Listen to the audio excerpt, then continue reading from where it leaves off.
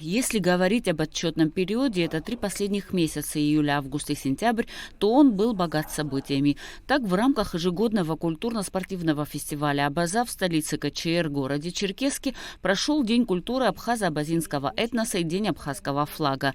На праздник организованной Ассоциацией содействия развитию абазино-абхазского этноса «Алашара» совместно с ВАГ приехало много гостей. В фестивале «Абаза» в этом году приняли участие команды 9 абазинских аулов из Ставропольского края, а также команда Абхазии. А 25 июля там же в КЧР было проведено очередное 10-е заседание Высшего совета и президиума ВАГ, на котором обсуждали важные вопросы, касающиеся деятельности организации предстоящих юбилейных мероприятий. По информации руководителя дискуссионного клуба Всемирно-Абхазо-Абазинского конгресса Рустама Зантария, по направлению обзора и диалог поколений за отчетный период проведено 4 круглых стола с участием 11 экспертов.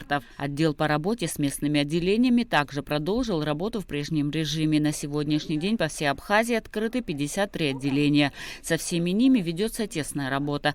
По заявке глав местных отделений приобретен необходимый спортивный инвентарь.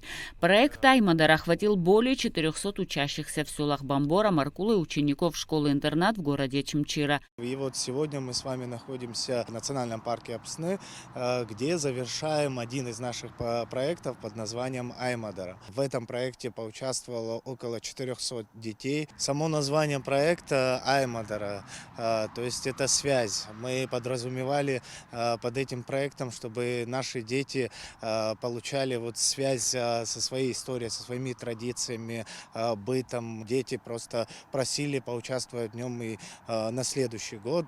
Поэтому традиционно мы в этом году закрываем данный проект, но надеемся на то, что в следующем году мы его возобновим и в более таких масштабах, других масштабах. По инициативе председателя Высшего совета ВАГ Мусы Экзекова команда Конгресса приступила к реализации нового проекта «Путь к согласию».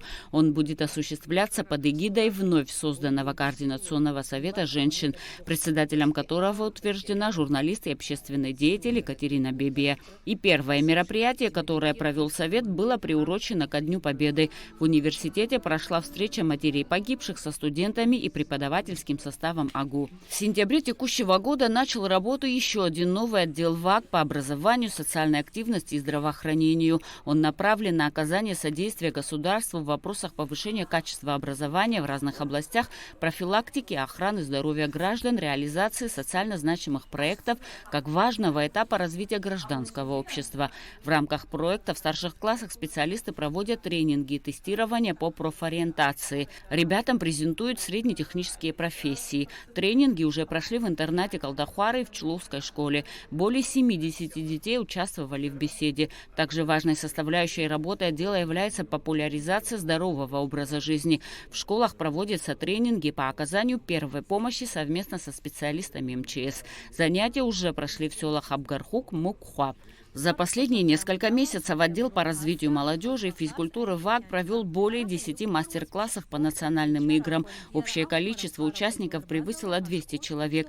24 августа в офисе Конгресса провели встречу с представителями общественных, молодежных и государственных организаций. Обсудили вопросы вовлечения молодежи в реализацию творческих и социальных проектов.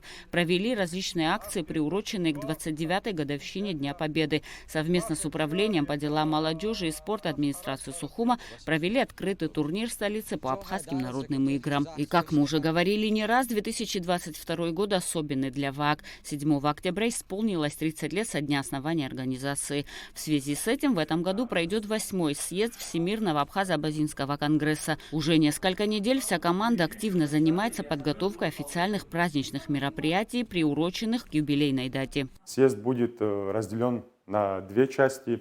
Это официальные мероприятия и культурно-спортивные мероприятия. В первые дни съезда будет церемония открытия и торжественные мероприятия. Поэтому приглашаем всех желающих разделить с нами этот праздник.